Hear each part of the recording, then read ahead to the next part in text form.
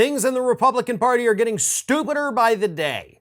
Yesterday, House Minority Leader Kevin McCarthy lashed out at both Liz Cheney and Adam Kinzinger, calling them Pelosi Republicans because they took seats on the January 6th Select Committee.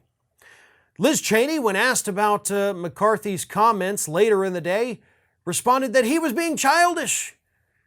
And then at the same time, you have members of the House Freedom Caucus, a growing number of members of the House Freedom Caucus and other Republicans, calling for Kevin McCarthy to strip both Kinzinger and Cheney of all of their other committee assignments. This infighting inside the House of Representatives among the Republicans over this January 6th committee is just reaching new levels each and every day. The question is why? See, this is actually an issue, folks, that the public is paying attention to. The public wants these committees. They want these hearings, and the hearings are actually about to start here pretty soon. They want answers. They want to know what happened that day. And every time the Republicans come out and they try to obstruct it or they vote down, the bipartisan commission that we could have had, the public watches. So they can sit there and try to attack these Republicans for taking spots on the committee, but they're not actually mad that these Republicans are going to be working with the Democrats and getting answers. They're mad that these Republicans are working with the Democrats, period. You see, having Kinzinger and Cheney on that committee blows up McCarthy's biggest talking point, and that is that this committee is a partisan sham conducted by Democrats to make Republicans look bad. The more Republicans that Nancy Pelosi puts on that panel, the more bipartisan it becomes.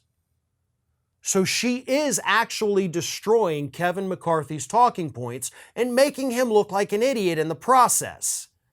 He looks pathetic. He looks weak. His own House Freedom Caucus is now getting pissed at him because he's not punishing the other two.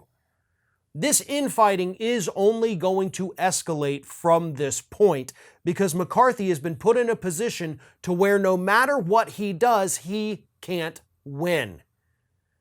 If he does listen to the Freedom Caucus, strips Cheney and Kinzinger of their committee assignments, Pelosi can actually come right behind him and put them back on those committees. She has the authority to do that. So he can't actually punish them without his punishment being undone, showing how weak the minority leader really is.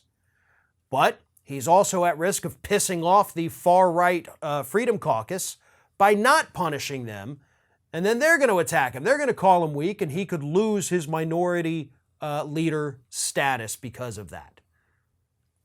The important thing to remember is that all of this is completely deserved for every single one of these angry Republicans. And I hope this committee does result in information that could possibly lead to prosecution of some of these Republicans.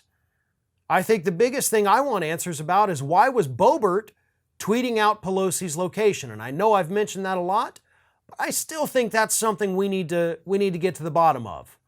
It's not something that really makes sense unless, of course, you're trying to tell people where she is for some reason. That's just one of the many things that we need answers for. And hopefully, Kinzinger, Cheney, and all the rest of the Democrats on the committee will get us those answers.